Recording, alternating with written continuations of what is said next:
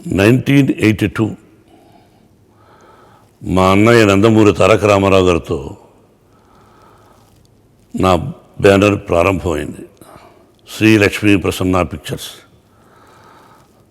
మా అమ్మాయి పేరు మీద. మద్రాసులో విజయ గార్డెన్స్లో ఉదయం 6:45 మా అన్నయ్య బుబ్బిలిపిలి గెటప్లో వచ్చి ఫస్ట్ కొబ్బరికాయ కొట్టారు. అప్పుడు ప్రతిజ్ఞ అనే సినిమా తీశాను. ఆ విధంగా ప్రారంభమైన సినిమా నా బ్యానరు 1995 వరకు ఎన్నో చిత్రాలు తీసాం. విజయాలు, అపజయాలు అన్నీ మనం కష్టపడతాం కానీ భగవంతుని ఆశీస్సులు.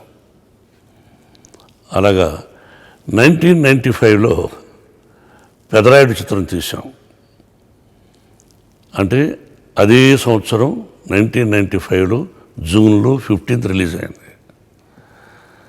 సినిమా పరిశ్రమ బిగినింగ్ అంటే అప్పటికి 60 సంవత్సరాల 50 సంవత్సరాలు అయిందో కానీ అన్ని సంవత్సరాల్లో పెదరాయుడు చేసినటువంటి కలెక్షన్స్ ఏ సినిమాలు లేవు లేవు లేవు.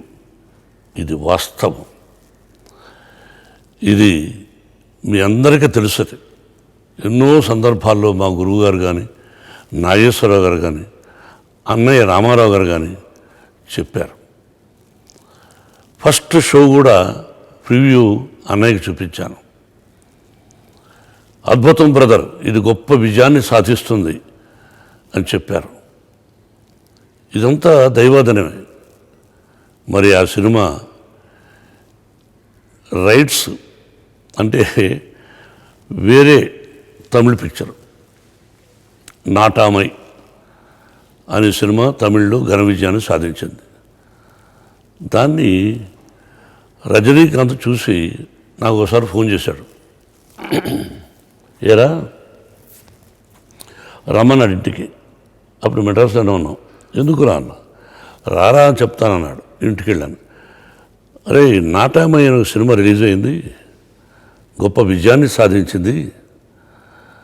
రైట్స్ ఆయన్ని నువ్వు మాట్లాడుకో కావాలంటే నేను ఆయనకు చెప్తాను ఈ రైట్స్ మాకు కావాలని, నువ్వు వెళ్ళి మాట్లాడుకో అన్నాడు.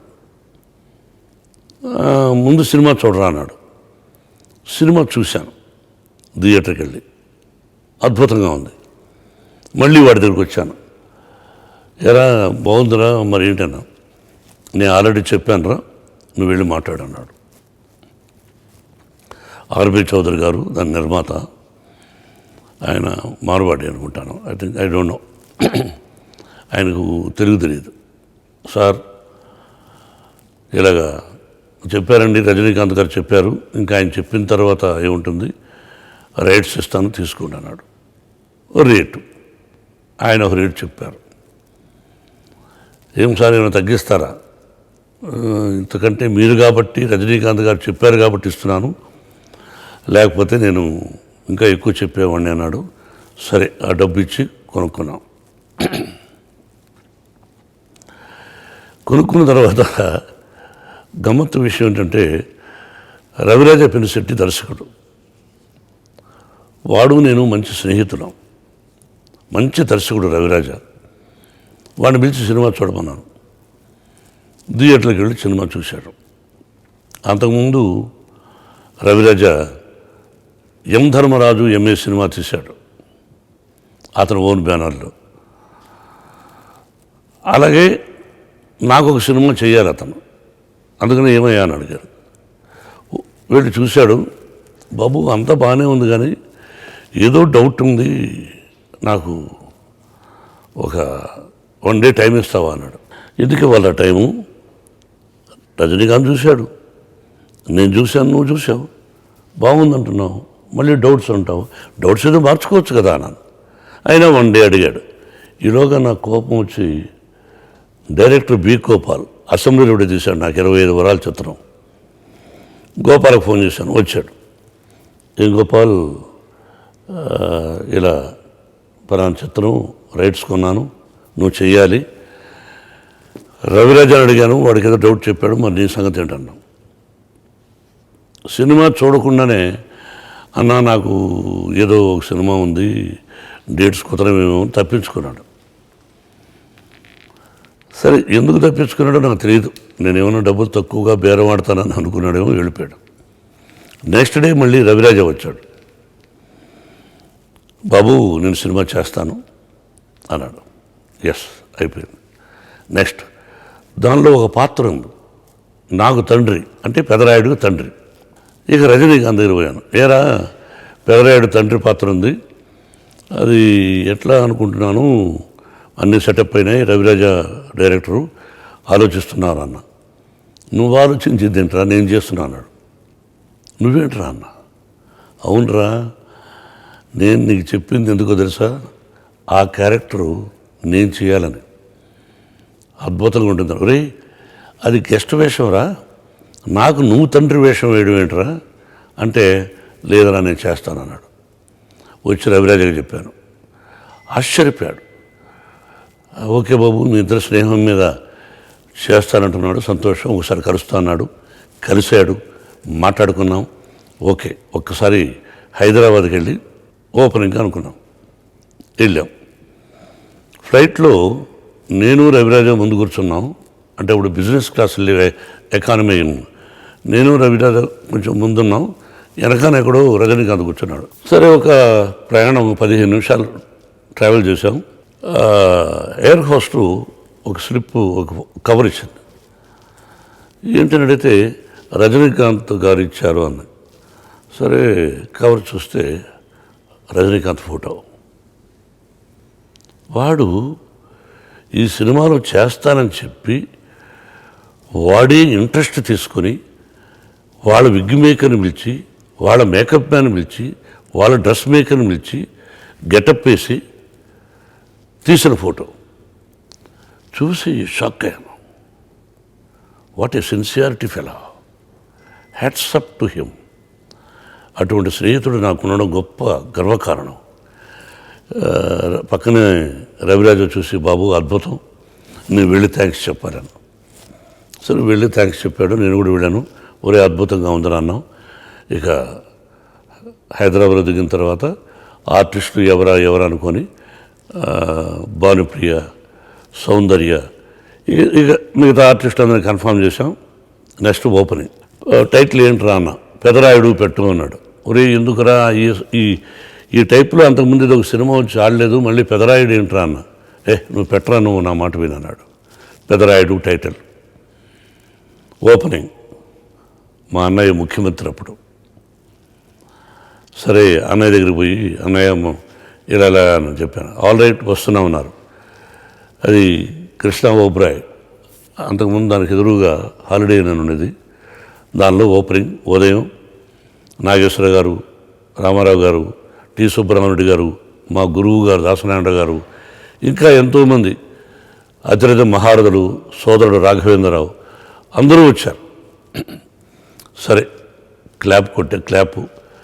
అక్కడ ఏమైందంటే అందరినీ రిసీవ్ చేసుకున్నాం. ఫస్ట్ షాట్లో రజనీకాంత్కి నేను మాల వేయాలి. కెమెరా సైడ్లో పెట్టారు. వాడు నేను ప్రొఫైల్లో ఉన్నాం. నేను వాడికి మాల వేయాలి అంటే తండ్రి కాబట్టి ఇద్దరం గెటప్లో ఉన్నాం. ఫ్లాష్ బ్యాక్ సీన్ అది. నేను గార్లెండ్ వేశాను, ఇంకా షార్ట్ కట్ చెప్పలా. గార్లెండ్ వేశాను, వేసిన సగం వేసుకున్న వెంటనే వాడు తీసిన మెడలో వేసి కాళ్ళకు దండం పెట్టాడు. ఐ హ్యావ్ దట్ ఫోటో, మీరు చూస్తారు. నేను అన్నయ్య క్లాప్. ఏమది మీ అభిమానం, మీ ప్రేమ మీ ఇద్దరికి అన్నాడు. లేదరా, నీ మంచి మనసుకు దండం పెట్టానురా, ఈ సినిమా గొప్ప విజయాన్ని సాధిస్తుందిరా అని అన్నాడు రజనీకాంత్. అలా ప్రారంభమైన చిత్రం రాజమండ్రిలో తీసాం. ఎక్కువ శాతం రాజమండ్రిలో నేను తీసిన ఈస్ట్ గోదావరి, నేను తీసిన సినిమాలన్నీ కూడా ఎక్కువ సక్సెస్ అండి అక్కడేనండి. ఎటువంటి మనుషులండి వాళ్ళు. వాళ్ళందరికీ చేతులెత్తి నమస్కరించాలి. ఎంత కోఆపరేషన్. కోఆపరేషన్ కాదు. వాళ్ళ ఇళ్ళలో షూటింగ్ చేస్తున్నామని అడిగామనుకోండి, ఇస్తారు, డబ్బు తీసుకోలేదు. భోజనం ఒక 10 మందికో 20 మందికో అరేంజ్ చేస్తామనేవాళ్ళు. ఒకతనైతే అంతకుముందు ఆయన పేరు గుర్తులేదు, కానీ ఏమండి యూనిట్ అందరికీ భోజనం అరేంజ్ చేస్తాను. ఏమండి వ్యాపారం ఇది, ప్రతిరోజు 100 మందికి 200 మందికి మీరు ఫ్రీగా భోజనం పెట్టండి, మేమే అడుగుతాంలేండి 5-6 మందికి అని చెప్తే ఒక 10 మందికి ప్రతిరోజు భోజనం పెట్టేవాడు. ఏ ఇంటికి వెళ్ళి అడుగు, షూటింగ్ చేసుకోండి. అటువంటి కోఆపరేషన్ చేసినారు ఆ ప్రజలు. జన్మలకు వాళ్ళ రుణం తీర్చుకోలేను. అలా ప్రారంభమై ఆ తర్వాత ఇక సినిమా అయిన తర్వాత రికార్డింగ్లు ఎన్నో చేశాం. ఒక సంఘటన జరిగింది. ఏంటంటే డబ్బు అంతకుముందు సక్సెస్లు తీసిన 1 or 2 ఫెయిల్యూర్ అయినాయి. డబ్బుకు టైట్గా ఉన్నాను. అది ఎలా తెలుసుకున్నాడో రజనీకాంత్, వాడు ట్రైన్లో వచ్చాడు రాజమండ్రికి. వాడు వచ్చాడు కదా, స్నేహితుడు కదా అని నేను వెళ్ళాను. అరే నువ్వెందుకు వచ్చావురా అన్నాడు. అరే స్నేహితుడు తప్పేముందిరా అన్నాను. లేదురా ఎందుకు వచ్చావు, డౌన్ కేకలేశాడు. సరే ఇద్దరు కారులో ఎక్కాం, హోటల్కి వెళ్ళాం. అరే ఇదిగోరా అన్నాడు. ఏమిట్రా అన్న. తీసుకురా ఓపెన్ చేయరా అన్నాడు. ఓపెన్ చేసి చూస్తే 45 lakhs ఉంది.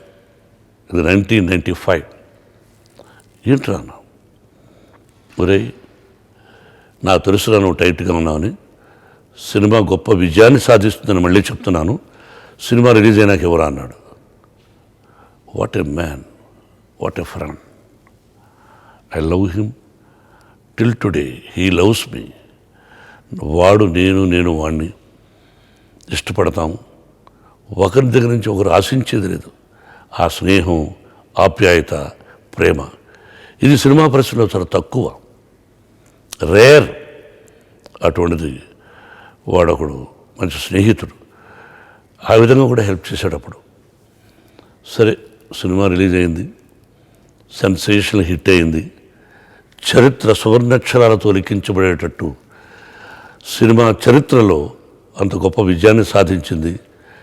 ఆ సినిమా ఎంతో కీర్తి ప్రతిష్టలకు తీసుకెళ్ళేది నన్ను, రాజ్యసభకు కూడా తీసుకెళ్ళేది నన్ను. కాబట్టి ఇవన్నీ నెమరు వేసుకుంటూ ఉంటే అద్భుతం. అలాగే Raviraja Pinisetty it's a wonderful director. మీరు టీవీల్లో ఎన్నోసార్లు చూసుంటారు. ప్రతి షాట్ ఒక అద్భుతంగా తీశాడు వాడు. It's a wonderful director. వాడు నాకు మంచి మిత్రుడు. అలాగే మ్యూజిక్ డైరెక్టర్ కోటి కూడా, విజన్ ఫైట్ మాస్టరు, ప్రతి ఒక్క సాంకేతిక నిపుణులు, పిఎస్ ప్రకాష్ కెమెరామెన్, ఆయన లేడు పాపం, అందరూ కూడా అంత అద్భుతంగా. రాజమండ్రి, తిరుపతి మన స్కూల్లో, ఆ తర్వాత హైదరాబాద్, మద్రాస్, ఇన్ని చోట్ల తీసాం. సి పెదరాయుడు ఎప్పుడు సినిమా భార్యాభర్తలు ఎలా ఉండాలి, అన్నదమ్ముడు ఎలా ఉండాలి, ఇంక అంతకంటే ఇప్పటివరకు పిక్చర్ రాలేదు, ఇంకా రాదు కూడా. అదొక్కటి చూసుకుంటే చాలు. నేను ఎప్పుడైనా ఎవరు పెళ్ళికైనా పెడితే ఆ క్యాసెట్ ఇస్తాను. భార్యాభర్తలు ఎలా ఉండాలి అన్నది ఇది చూసి నేర్చుకోండి. ఎన్నో ఉంటాయి, but this is the movie అని చెప్తుంటాను. ఏది ఏమైనా ప్రజల ఆశీస్సులు ఉన్నాయి అనడానికి ఇదొక నిదర్శనం. ఆ భగవంతుని ఆశీస్సులు ఉన్నాయంటే 25 సంవత్సరాలు, సినిమా రిలీజ్ అయిన 25 సంవత్సరాల తర్వాత కూడా నేను ఇలా ఉంటానని, ఇలా మీతో మాట్లాడతానని కలలో కూడా ఊహించలేదు. ఈ మధ్యలో ఎన్నో బాంబ్ బ్లాస్ట్లు, గొడవలు, పాలిటిక్స్, ఏదైతే అవసరం లేదో ఇక అన్నగారి కోసం ఆ పాలిటిక్స్కి వెళ్ళడం, ఎన్ని జరిగాయి. ఏది ఏమైనా ఆ భగవంతుడికి కృతజ్ఞతలు. ప్రజలందరికీ నా హృదయపూర్వక నమస్కారాలు. Thank you very much.